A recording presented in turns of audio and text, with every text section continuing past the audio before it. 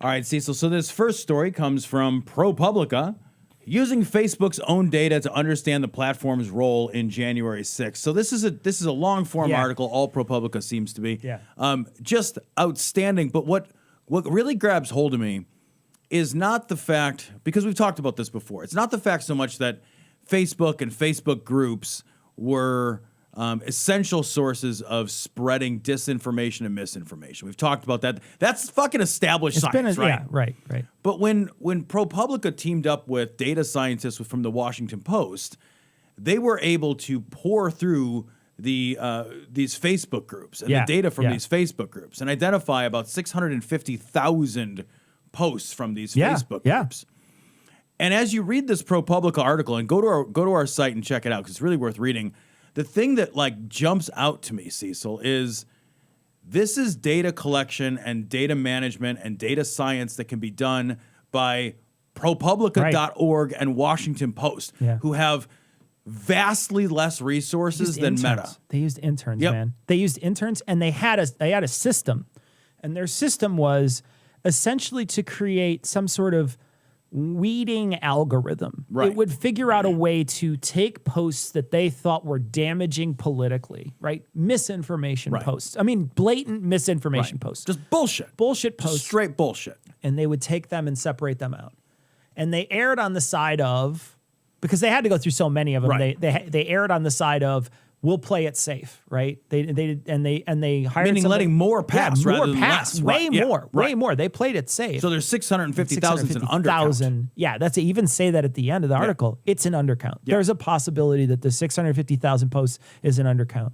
And what's crazy is that they show that many of these posts happen in a span of time, and I'm going to scroll to the. I'm going to scroll. If you're watching this video, you'll be able to see it. But I'm going to describe this graph to the people who are listening. Essentially, what it shows is it shows the time frame leading up to the election. So there's a line that shows the time frame leading up to the election, and you can see how many posts that Facebook was very proactive in taking down. These are posts and groups that they were actively hunting for, and you can see these large spikes. These are huge spikes worth of data that they're just pulling down off their site. And then you come to this other part, this section in the middle that is essentially this doldrums that happens between the election and January 6th, and they went silent. And the reason why is because they're making money, man. Yeah, and lest you think anything else, on December 2nd, they disbanded their Civic Integrity Task Force team. It cannot be said more clearly that Facebook has had and has always had the technology to remove this kind of shit. So when and this counts for, if they can remove this, they can remove vaccine disinformation. You're right. So they have always had the ability to remove this stuff. They are complicit. They are blood on their hands, deaths at their door, complicit in the pandemic. Because they are. And you will never convince me otherwise. They are absolutely complicit because, and we've said this on the show before, they've got the technology to remove a nipple. Right? Post your fucking titty. You can't put anal on there. Right. Right? Not more than 2 or 3 times, and then you get all. And then you get a 30-day ban. Hey, don't show your cock and balls. Okay, whatever. Yeah, sure. Fine. No more prolapse videos of whatever fucking horrible shit. Fucking the world is ruined. But yeah, like they've always been able to do time lapse of a prolapse. But yeah, you're right. I read an article though. Hold on, real quick. Okay, I read an article. This is going to be good. I did. I read an article about like whether or not, like, because I guess there's a whole thing. I didn't know this. There's a whole like thing of like anal prolapse videos. Yikes. Where people will learn or train their bodies to prolapse on command. And it has like a name, it's like a sea cucumber, expelling its insides to capture something. And like they talk, and the question is, and if you want a sea cucumber up your prolapse anus, you can go to AdamandEve.com. Enter Gloria checkout, and don't do this to your butt. Because like the article is like, which came first, like the internet or like a chicken or the egg kind of a thing, and it's really unclear. Yeah. But like there's a gastroenterologist like, don't do that. that has to be surgically fixed. Like, that's real bad for you. I wonder if it's like the clapper. Or just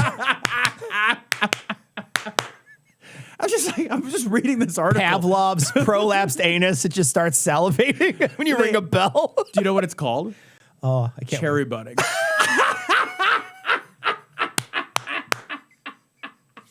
I can't. That can't be perfect. Sweet name. That can't be more perfect. It's such a sweet name for such a horrible thing. I love it. So, like, all right, you can't post fucking cherry butting videos on Facebook because they'll be taken down instantaneously. Yeah, immediately. And they've always been able to take down this shit. The vaccine disinformation that got promoted and like has just ruined our ability to control a pandemic. The fucking election integrity shit, the QAnon shit. They have the ability to sort through this, guys. They can do it. They just choose intentionally not to. And you can tell just by that graph that I said, right? Just by that graph, you can tell that they like actively decided not to. Yeah. I mean, like, your motivations are clearly in front of everyone. Well, dude, if a handful of interns, a dude from the Washington Post and ProPublica can do this work, because they want to do this work, then you're literally thousands of engineers, team of engineers can fucking engineer something to make sure this doesn't happen. The fuck actually out of here. You know it's true. You know it's true. Yep. You know it can happen. And all different types of sites have this problem, right? So Reddit has this problem where there'll be like these little incel groups that'll just fucking feed off each other, and then they finally get so toxic that they either get they get muted or something. I forget exactly what they do. They I forget what it is, but they do something to basically essentially like quarantine it. And then so you can't post to it or like you can't upvote. I'm not exactly sure how it works. And then eventually they just get banned. So like the Donald is a perfect example, right? The Donald was the pro-Trump board. Right. And that got completely banned. It was initially shut down and then it was completely banned. And they all went over to our conservative. And eventually that may get banned too if there's calls for violence or other things. Right. So there's real problems in many different sites. And in particular, one of the problems actually is leaning too far into this and allowing your algorithm to take over too much. This article here talks about how YouTube is censoring too much. Yeah, this article comes from The Intercept. Big Tech's Kafka-esque approach to censorship is driven by an abiding contempt for its audience. By the way, that title, fuck, that title's hard to read. That title is good. That title gets like a Flesh Kincaid of 12. Jesus Christ. So, and we've encountered this shit on this show. Yeah. Like YouTube has when we did that one on the Suez Canal. Yep. Yeah. Yep. YouTube has its algorithm set to fucking stun all the time or fucking kill all the time. To disintegrate. It's like, and the problem is like, there's so many people out there, and I've seen this happen to other YouTubers, right? So there's other popular YouTubers that will make a debunking video. They will debunk something, or they will hear a claim. They'll be like, here's a claim about vaccines, and then they will go through and just boom, boom, boom, and they will talk about. But they have to use the source material. But the problem is that they get fucking bounced, and then they have to beg, and then they have to cajole other people to get involved and retweet and talk to YouTube, and then finally YouTube is like, oh yeah, we fucked up, and they did that to us every single time. They fucked up really bad one time when we were actively fighting against vaccine misinformation. Yep.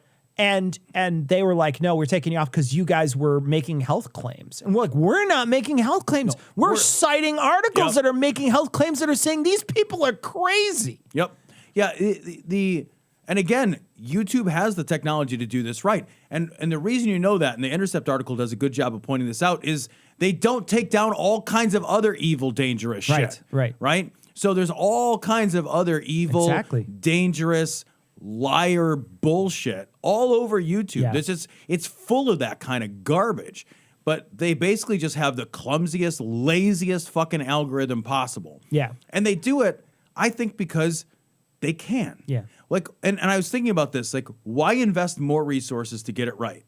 When, if I ban you, I don't lose anything. Yeah. Right? Like, what are you going to do about it? Literally nothing, because you didn't pay for it. You have no recourse. Where are you going to go? You're going to go to fucking some other YouTube? Yeah. Right. Yeah, right. Exactly. Like, we're going to go over to Truth Social? Yeah. Fuck you. These guys are so big that they don't have to do a good job. Yeah. What they have to do is and they do what every business does.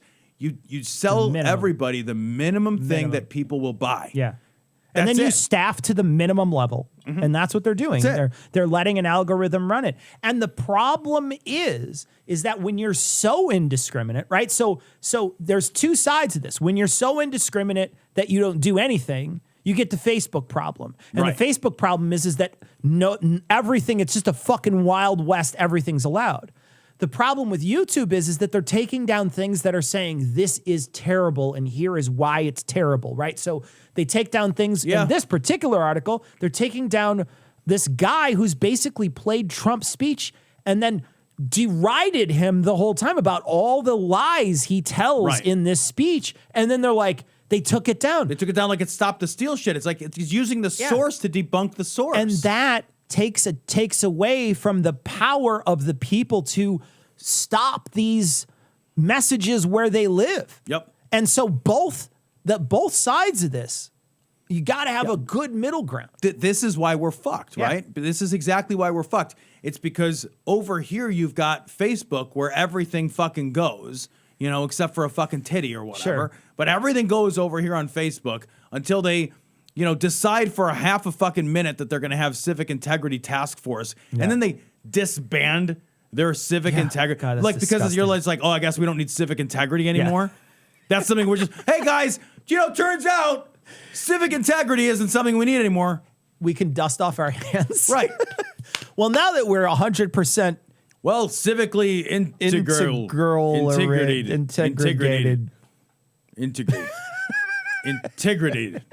And then you got fucking YouTube. So like you get the bad information on Facebook and then you go to this other site and these sites, because the way they both work in different ways, they actually reinforce more bad messaging. Right. And it's a fucking nightmare. It's an absolute nightmare. And this is the worst. This is the worst approach because you're taking away those people out there that are willing to fight this stuff. Right. And this happens to so many different YouTubers. There was a guy, I think his name's Potholer54, I think is the name of him.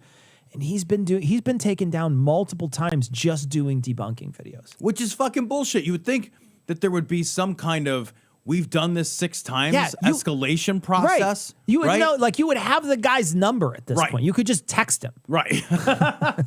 But that's the thing is YouTube has there is literally no financial or market driven incentive for them to give any shits about you because you don't pay for it. Not a tiny bit.